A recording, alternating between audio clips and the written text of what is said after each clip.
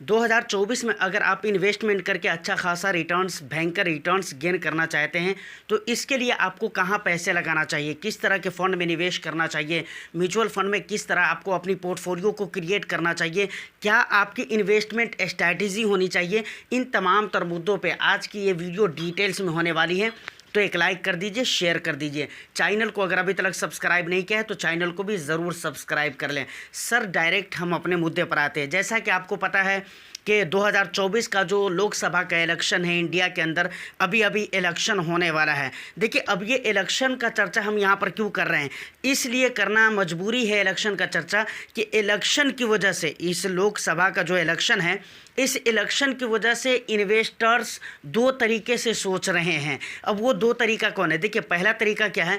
पहला तरीका ये है, कुछ लोग इस तरीके से सोच रहे हैं कि भाई इलेक्शन है इंडिया के अंदर, लोकसभा का इलेक्शन में देखते हैं कि गवर्नमेंट किसकी बनती है, किस पार्टी की बनती है। फिर हम ये देखेंगे कि उस गवर्नमेंट का फोकस किस सेक्टर के ऊपर है। जी, उस गवर्नमेंट का फोकस किस सेक्टर के ऊपर है। जिस सेक्टर के ऊपर उस गवर्नमेंट का फोकस होगा, हम उस सेक्टर पे आधारित सेक्टरल एंड थीमेटिक फंड में इन्वेस्टमेंट करेंगे। पहला नज़रिया यह है सोचने का। दूसरा नज़रिया यह है, कुछ लोग इस तरीके से सोच रहे हैं कि जो एग्जिस्टिंग सरकार है इंडिया के अंदर, फ़िलहाल में जो बीजेपी की सरकार है, वही सरकार फिर से बनाने वाली है। और जो लोग ऐसा सोचते हैं तो यहाँ तक कि वही सरकार फिर से इंडिया के अंदर बनने वाली है, इस बात से मैं इत्तेफाक करता हूँ, मैं एग्री करता हूँ। तो वो लोग ये सोच रहे हैं कि भाई फ़िलहाल की जो गवर्नमेंट है, इस गवर्नमेंट के टाइम में माना जा सकता है कि भाई कुछ सेक्टर्स हैं जिनमें निवेश करना, जिसके सेक्टरल फंड में निवेश करना अच्छा हो सकता है, मतलब पैसा बन सकता है वहाँ पर। वो कौन कौन से सेक्टर है? सबसे पहला सेक्टर है एनर्जी का। एनर्जी के सेक्टर के बारे में अभी लोगों का गुमान है कि भाई यहाँ पर पैसे अभी बन सकते हैं। दूसरा सेक्टर है ईवी का। तीसरा सेक्टर हो गया डिफेंस का, डिफेंस। उसके बाद एक सेक्टर और भी हम यहाँ पर ले सकते हैं पीएसयू का। देखिए, ये कुछ सेक्टर और भी सेक्टर्स हैं, लेकिन यहाँ पर एग्जाम्पल के लिए मैंने 3-4 सेक्टर का नाम लिया है। लोगों का सोचना है कि फ़िलहाल इंडिया के अंदर जो गवर्नमेंट है, उस गवर्नमेंट के टाइम पीरियड में इन सारे सेक्टर में पैसे निवेश किया जा सकता है पैसे बनाने के लिए। अब देखिए, क्या ये सही है? पहला जो सोचने का तरीका है और दूसरा जो सोचने का तरीका है, क्या ये दोनों तरीका सही है या नहीं है? देखिए, यहाँ पर एक चीज़ आपको गौर करना पड़ेगा। हम जो पोर्टफोलियो बनाते हैं वो 1 साल, 1.5 साल, 2 साल के लिए नहीं। इक्विटी मार्केट में हम जो पोर्टफोलियो बनाते हैं वो कम समय के लिए नहीं, शॉर्ट टर्म के लिए नहीं, बल्कि हम लॉन्ग टर्म के लिए पोर्टफोलियो बनाते हैं।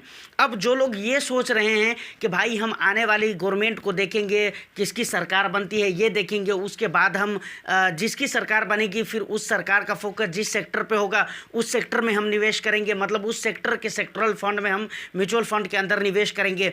या फिलहाल के अंदर जो गवर्नमेंट है, इस गवर्नमेंट के पीरियड में जो भी सेक्टर फॉर्म में है या फॉर्म में आने वाली है, उसके सेक्टरल फंड में हम निवेश करेंगे। तो देखिए, ऑफ कोर्स वहाँ पर पैसे बनने के चांसेस है, लेकिन यहाँ पर 2 प्रॉब्लम है। पहला प्रॉब्लम क्या है?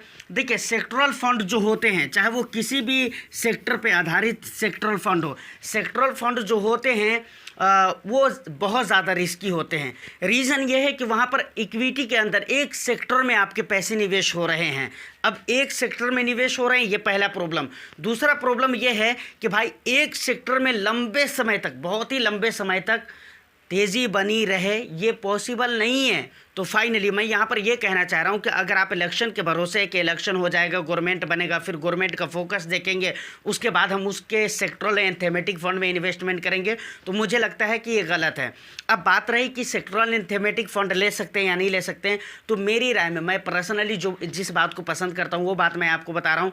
मुझे तो लगता है कि सेक्टरल एंड थीमेटिक फंड से आपको दूर ही रहना चाहिए। ख़ास तौर से नए निवेशक की मैं बात कर रहा हूँ कि उनको तो दूर ही रहना चाहिए।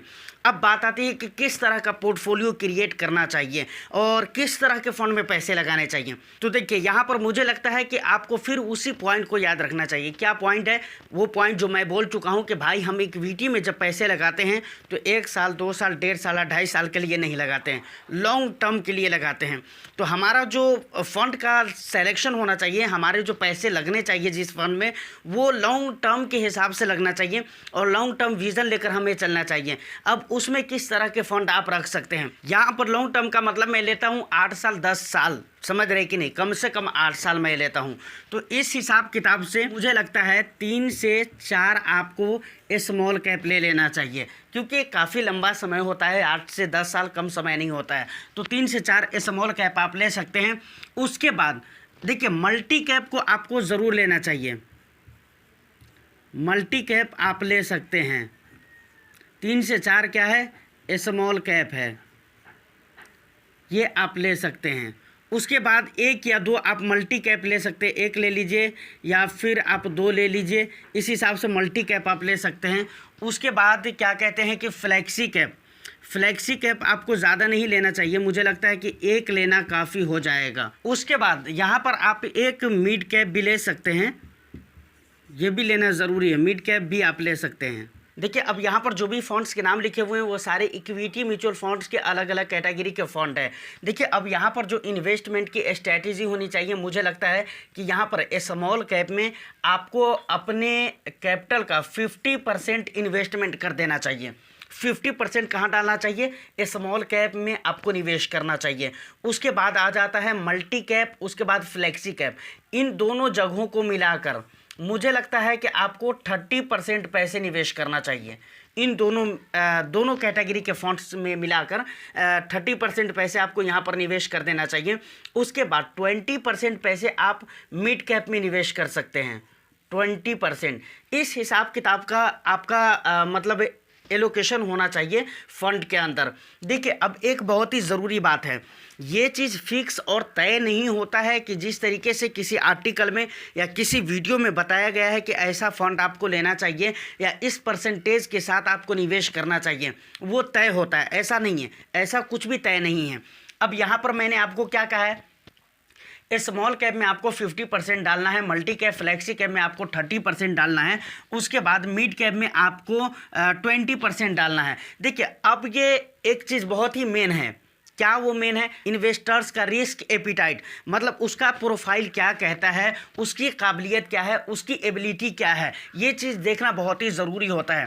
अब देखिए मान कर चलिए कि small cap, multi cap, flexi cap, mid cap हमने 3-4 कैटेगरी लिया है। यहाँ पर हो सकता है किसी और भी कैटेगरी का फंड हो, तो क्या हम उसमें इन्वेस्ट नहीं करेंगे, करेंगे। ये आपके मूड माइंड के ऊपर, और सबसे ज़्यादा इंपॉर्टेंट है कि आपका रिस्क प्रोफाइल किस हिसाब किताब का है उसके ऊपर डिपेंड करता है। तो यहाँ पर कहने का मतलब ये है कि आप अपने रिस्क के हिसाब से ये चेंजेस कर सकते हैं, यहाँ पर परसेंटेज में आप चेंजेस कर सकते हैं।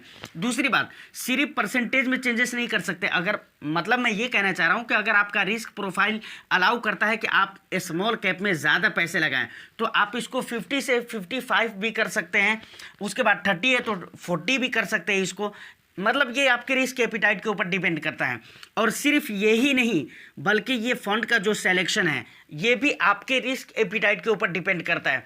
देखिए मैंने 3 से 4 स्मॉल कैप कहा है, अगर आप चाहें तो इसमें कुछ कम भी कर सकते हैं, जी बिल्कुल कम हो सकता है। मल्टी कैप 1 से 2 मैंने कहा है, अगर आप चाहें तो इसमें कम या ज़्यादा कर सकते हैं। सेम सारी चीज़ों को आप इसी तरीके से देखिए। ये फाइनली एक आइडिया मैं आपको यहाँ पर दे रहा हूँ कि आपकी पोर्टफोलियो में अगर आप लंबे समय के लिए निवेश कर रहे हैं तो स्मॉल कैप ज़्यादा होंगे, तो स्मॉल कैप में आपके एलोकेशन ज़्यादा होने चाहिए। देखिए अब ये जो पोर्टफोलियो है ना, यकीन माने बहुत ही ज़्यादा डाइवर्सिफाइड पोर्टफोलियो है। इसमें गिरावट हो रही है, मार्केट में क्या चल रहा है आपको बहुत ज़्यादा टेंशन लेने की ज़रूरत नहीं है, बहुत अच्छा इसमें रिटर्न्स भी मिलने के चांसेस हैं।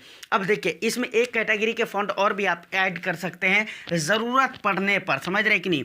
वो कैटेगरी है multi asset allocation fund, TION। आप इस कैटेगरी के फंड भी ऐड कर सकते हैं, लेकिन ज़रूरत पड़ने पर।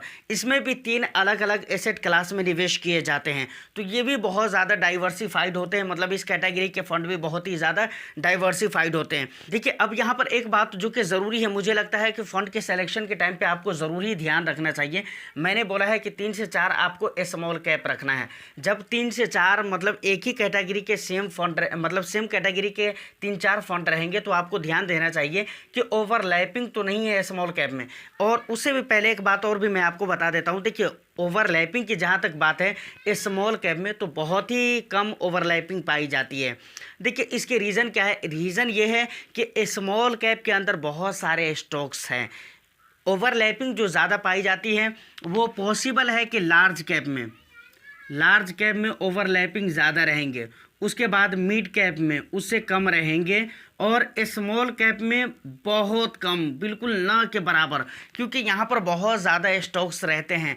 तो फंड मैनेजर के पास ऑप्शन होता है तो वो अलग अलग स्टॉक्स में निवेश करते हैं, बट लार्ज कैप में देखें तो वहाँ पर लिमिट स्टॉक्स होते हैं, इसलिए वहाँ पर ओवरलैप होने के चांसेस ज़्यादा रहते हैं। मिड कैप में भी लिमिट स्टॉक्स होते हैं, लेकिन स्मॉल कैप में बहुत ज़्यादा रहते हैं। लेकिन फिर भी यहाँ पर स्मॉल कैप में मैंने क्या कहा है, बहुत ज़्यादा स्टॉक्स रहते हैं, तो पॉसिबिलिटी ये बनती है कि यहाँ पर ओवरलैप ना हो। लेकिन फिर भी अगर मुझे लगता है कि 25 से 30% अगर ओवरलैप है स्मॉल कैप में, तो मुझे लगता है कि फिर वो फंड आपको लेना ही नहीं चाहिए। जिन दो फंड के बीच अगर 25 से 30% ओवरलैप है, उन दोनों में से एक ही फंड आप लीजिए, क्योंकि मैं शुरू से ही बोल रहा हूँ ना कि स्मॉल कैप में ओवरलैपिंग कम होती है क्योंकि बहुत ज़्यादा स्टॉक्स रहते हैं। लेकिन स्मॉल कैप होने के बावजूद भी अगर 25 से 30% ओवरलैप हो तो मुझे लगता है कि फिर सही नहीं है। तो फाइनली आज की इस वीडियो में इतना ही। उम्मीद करता हूँ कि वीडियो आपको अच्छी लगी हो, तो वीडियो को एक लाइक कर दे, ज़्यादा से ज़्यादा अपने फैमिली फ्रेंड्स में इसको शेयर करें ताकि नॉलेज बढ़ सके, इन्वेस्टमेंट के बारे में लोग समझ सके और बहुत ही अच्छे से समझ सकें। तो इसी के साथ एक हम्बल रिक्वेस्ट ज़रूर करूंगा कि चैनल को अगर अभी तक आपने सब्सक्राइब नहीं किया तो चैनल को भी ज़रूर सब्सक्राइब कर लें। आपका भी कुछ भी सवाल हो तो आप हमें कमेंट सेक्शन में या नहीं तो इंस्टा का लिंक आपको वीडियो के डिस्क्रिप्शन में मिल जाएगा, आप मुझे वहाँ पर भी मैसेज कर सकते हैं। मैं फिर मिलता हूँ किसी नेक्स्ट एंड इंटरेस्टिंग वीडियो में। जब तक के लिए all the best. Thank you for watching.